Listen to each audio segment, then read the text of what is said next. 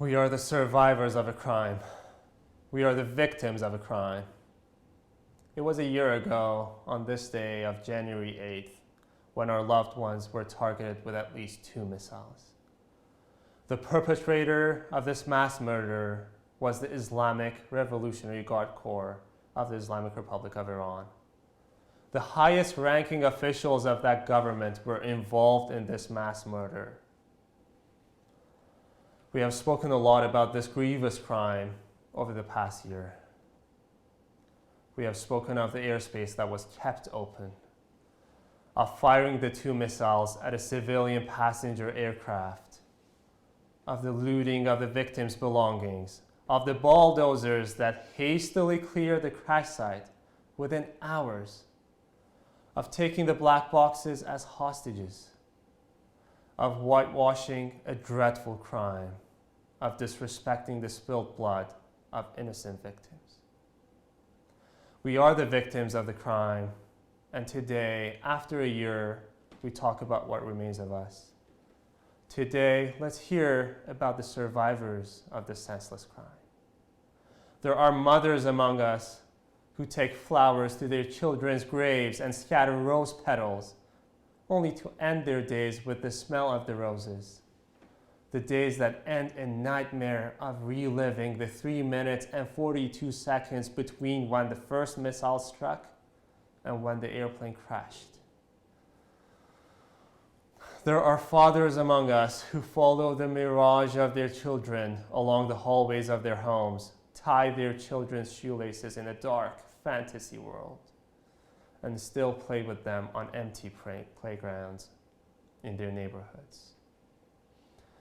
There are husbands and wives who believe they have abandoned their lovers, husbands and wives who had just got married, or those who see their 1 year, 2 years, 10 years, 20 years, and even 40 years of marriage shattered behind the windows of that doomed airplane over the skies of Tehran, missing their last kiss, the last embrace, the last utterance of "I love you." How about the children, those whose parents perished aboard the plane? The children are suffering from depression, unable to play in a park or to enjoy the sight of other parents embracing their children. The surviving children all seem to have lost something in their lives: a loving mother who was always there, a father who was the rock in their world. The children are under treatment. But what can treat this pain? There is no treatment for these wounds. There is no treatment for their lost innocence. There is no way to treat the ugly, unfathomable truth that their parents will never return from that fateful trip to what they knew to be their motherland. There are sisters and brothers who cry every day. Some still pick up the phone to call them and sometimes even send a text to say that they're still waiting. They ache from the pain of seeing their parents in hospitals, tormented from old photos and videos that are the only things keeping them alive. All of us are the remains of broken families who stand together in mourning, leaning on the shoulders of one another. Friends, families, and all who have lost someone on the plane are hurt. They say that life will never return to normal. Even those who didn't have anybody on the flight are bruised. This grief, the sorrow, has eclipsed all of the society, like a disease to which there is no cure.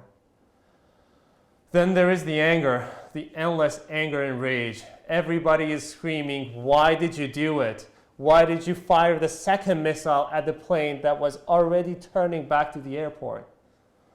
Why did you pillage the crash site? Why did you lie?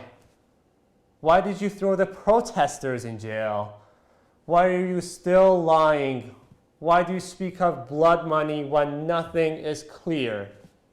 Why do you continue tormenting us while we suffer with open wounds on our souls? Where have you come from?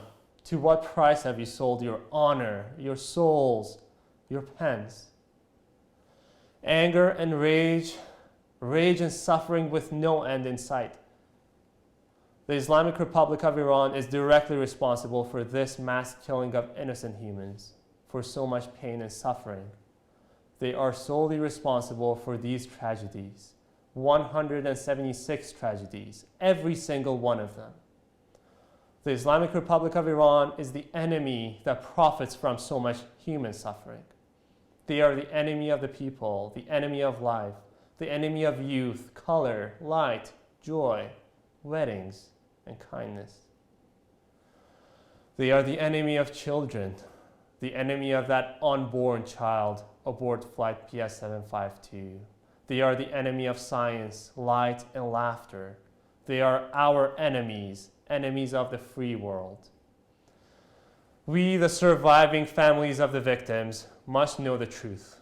Now that all of their fabricated scenarios, such as mechanical failure, human error, systemic error, and equipment malfunction, are one by one refuted with factual and logical reasons, we need to know what were the real reasons behind firing missiles at a commercial airliner.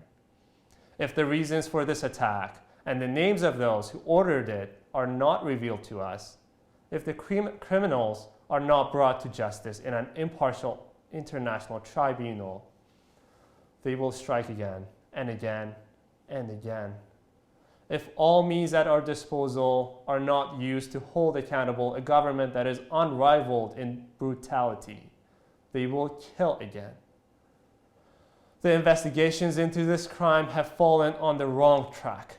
We have protested repeatedly that murderers cannot be left to investigate their own crime. After a long and difficult year, we continue to protest and persevere. We plead to officials, write letters, gather signatures and petitions, go for visits, and do interviews amid a global pandemic. We have done everything in our power as the survivors of the victims, and we will continue relentlessly. Today marks the first anniversary of this crime. We stand here 1 year later on January 8, 2021, and while the truth may not have come to light and justice may not have been served, we shall never relent from our fight for justice and truth. Although we know that the International Civil Aviation Organization remains passively on the sidelines of this tragedy, and although we believe there is still not enough institutional resolve to take the criminals to an international court, we remain hopeful in a glimmer of light at the end of this dark tunnel. A light that may one day shed as bright sunlight of justice on the PS752 file. The tide must turn. We continue to live only for one reason. We continue to live, and it is our rage that keeps the fire alive in our hearts. We shall continue to write, continue to speak to the world. We are alive and still flying on that plane. Even if left alone with no one to help, we shall bring our enemies, the criminals who took our loved ones away from us, to an international court where they must face justice. To achieve our goal, we will relentlessly demand the following. 1, the ICAO Council must find a way forward from the quagmire that the Iranian regime has created to treat the downing of Flight PS752 as merely an aviation incident is a travesty of justice and a serious threat to civilian aviation safety itself. The ICAO must do its part and uphold its own regulations. ICAO must expose all of the breaches that the Islamic Republic of Iran has committed since January 7, 2020. Most importantly, the ICAO must partake in the process where an impartial and independent body can investigate the downing of Flight PS752. 2, we are grateful for the support we have received from the Canadian government over the difficult year we have endured. While we cherish the close partnership with our government in Canada, we insist on the urgent formation of a dedicated legal team that can stand up for Canada to pursue our cause for justice and make PS752 an example for the world.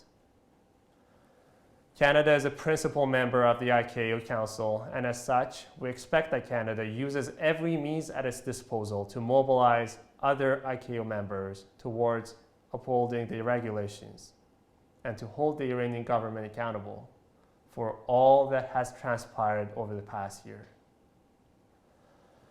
Canada and the other 5 members of affected countries in the PS752 tragedy must act forcefully to bring all those involved in this crime to justice.